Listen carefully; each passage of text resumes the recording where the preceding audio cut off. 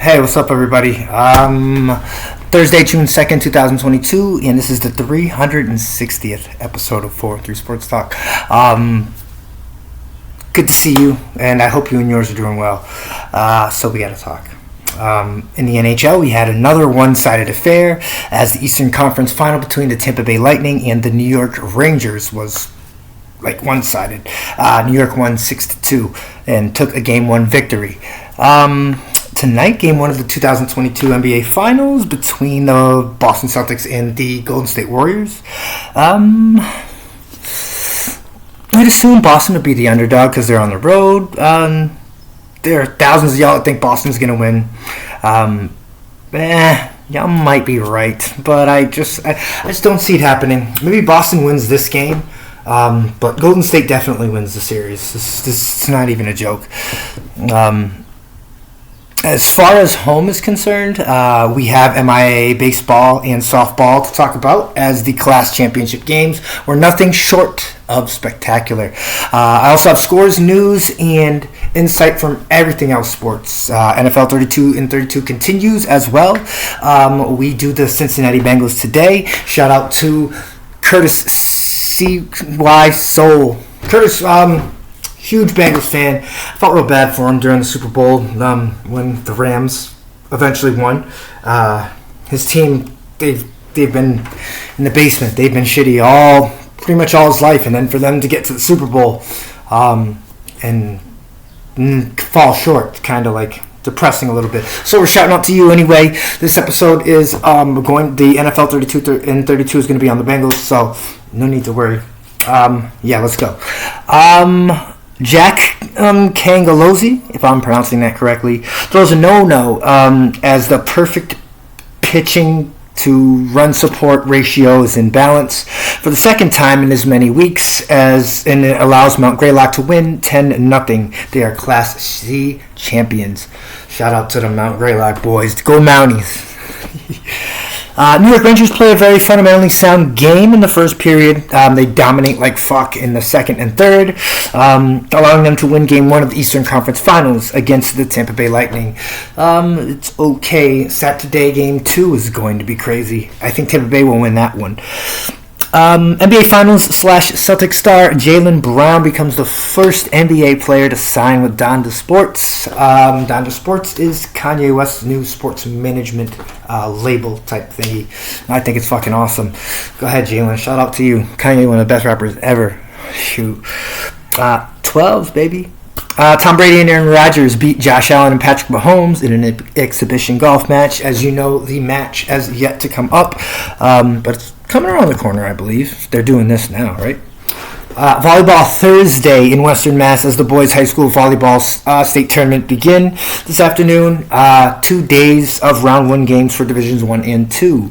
And that's what we got to look forward to. Other than that, let's go with the rest of this episode. NHL Rangers over the Lightning 6-2. Game 2 is Game 2 is tonight, I believe. Tonight or tomorrow night? Either one. Tomorrow night. And then the NBA tonight, Boston Celtics at the Golden State Warriors. Game 1 of the NBA Finals is at 9. I can't wait. That's it for NHL and NBA. Let's talk baseball. Cleveland over Kansas City 4-0. Mets over the Nats 5-zip. I believe the Mets are... behind Toronto, I believe the Mets are probably the hottest team in baseball right now.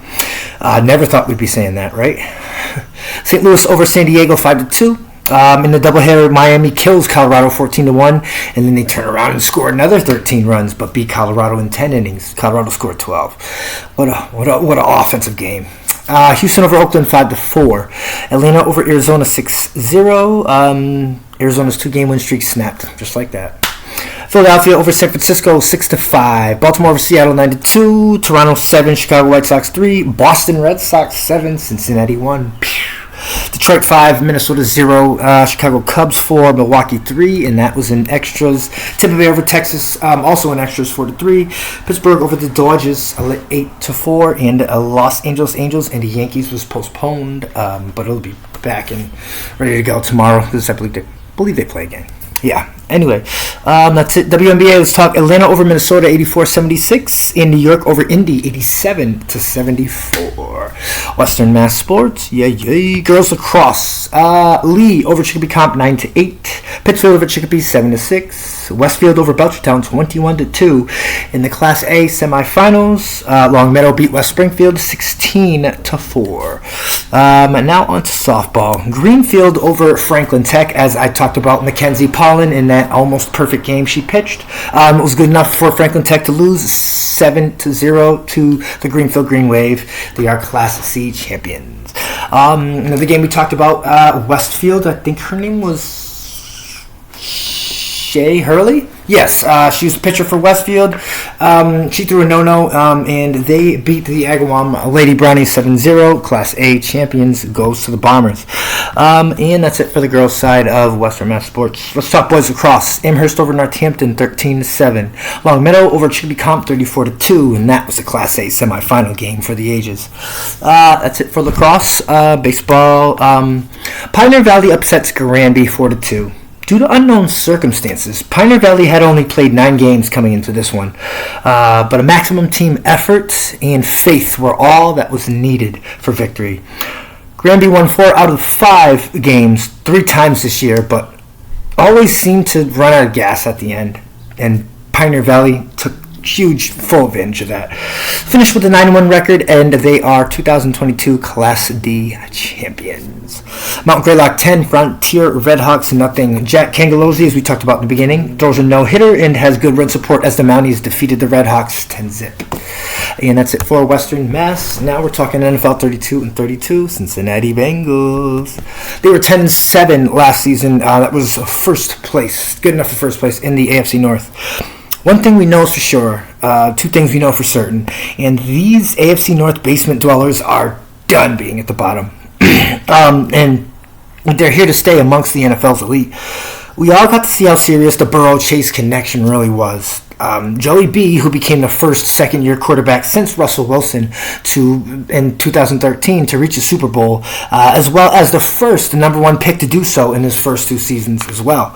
This one ended in a 23-20 loss to the LA Rams, but on the year, Joe Burrow, who led the NFL in completion percentage, 70.1, also threw for 4,611 yards and 34 touchdowns. Both Bengals franchise records, but no ring. Let's see if they drafted anyone that might be able to bring them back to the Super Bowl for another shot at the Vince Lombardi Trophy. First pick, Daxton Hill, safety out of Michigan, first round, 31st overall. My favorite safety in this year's class, hands down. My number 1 ranked safety ahead of Baylor's Jalen Petrie. Houday definitely got better with this pick. I will tell you why. Jesse Bates is skipping OTAs. He was drafted in 2018 and has been a solid piece on the Cincinnati Bengals team. Even when they were still shitty, when the year Joe Burrow kind of like tore his ACL or whatever, he was on that team the year before they drafted Joe Burrow. And he feels like a new deal is what needs to happen. I agree with it partially. I mean, longevity, and he's been there, when they got it out of the mud. During Burrow's rookie year, I thought he was good. Not a speedy guy, but very instinctive. But something was missing, though. And here we have Daxton Hill. Daxton, who is more of an instinctive and faster player with breakaway game-changing speed, is not afraid to stick his nose in there and defend the run, which has been questioned about Jesse Bates III from time and time again. Good pick right here. The only concern for me would be his durability. He's a smaller guy. Surprised my Packers didn't grab him at 22 or 28.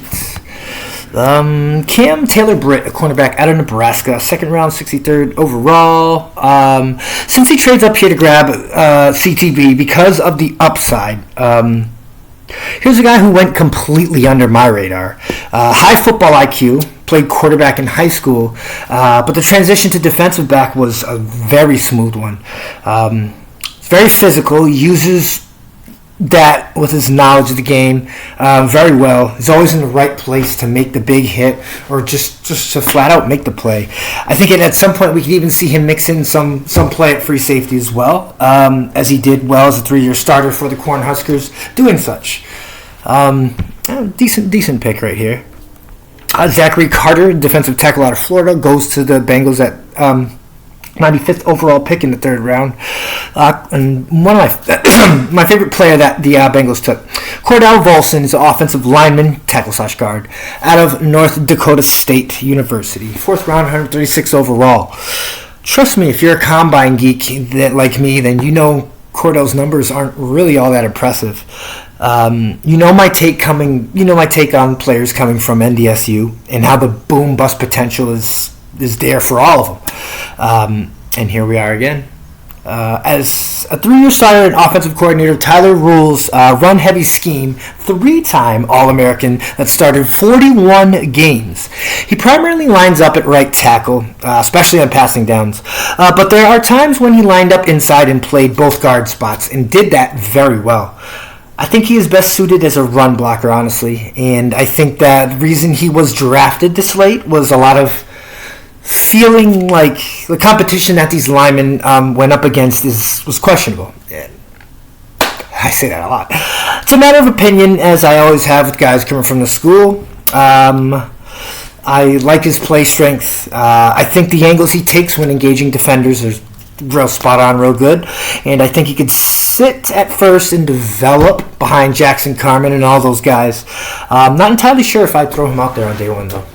Tyson Anderson, a safety from Toledo, goes in the 5th round, 166 overall. And finally, Jeffrey Gunner, he's an edge rusher, which is a linebacker, defensive end mix, out of Coastal Carolina, who went undefeated and have gained national attention for the first time this season. 7th round, 252nd overall. And that will do it for episode 360 and the Bengals draft. Hope you guys enjoyed it. If I missed something, got something wrong, please let me know. We got 48 subscribers on YouTube, and we thank the student athletes and you guys for your continued interaction with the show and with the posts. Love you all. Wishing nothing but health, success. We'll see you tomorrow evening with episode 361.